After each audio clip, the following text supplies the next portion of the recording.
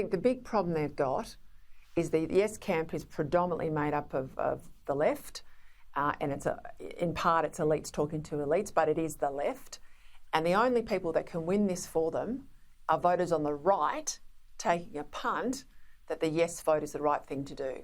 Now, the problem is the left hate the right.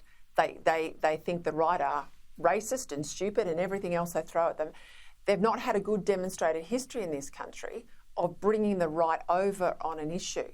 Now, if there had been a very senior coalition figure, and I say a conservative, a John Howard or a Tony Abbott, that sort of conservative, not the Malcolm Turnbulls and the Julie Bishops that are already in the Yes camp, if they had a conservative advocate that might have been able to basically translate the Yes campaign to a conservative and get them across, maybe it might have been different. But I think, they're trying to convince people that they hate to support their cause, and those people, mates that are talking to you, they don't want that.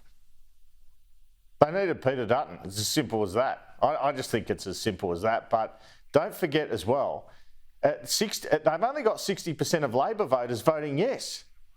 And where they're failing to win support there is the blue collar in the suburbs. That's where their problem is. So they've got some Liberal voters, they've got your Matt Keane type people. Yeah, but exactly they can't right. get... I mean, this is what's happened to Labor electorally. But Labor voters, actual people who voted for Labor at the last election and the election before, aren't going to vote for it. If they had all of them, they'd have a shot, because they do peel off some of those North Shore Liberal type people, the doctors' wives, they sort of insultingly call them.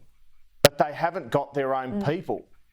And that is hugely problematic. And it really sort of makes you think how maybe Anthony Albanese completely misjudged this, because he is a product of Marrickville after all. And that is inner west, latte sipping land. I mean, he's pretty clever politically, don't get me wrong, strategically and politically, but on this, I think he's misread it. Well, I've got to leave it there. We'll certainly, whatever happens on the 14th of October, have plenty to talk about afterwards as to how this played out in the two campaigns. But Andrew Clennell, thank you, and well done on your research work today.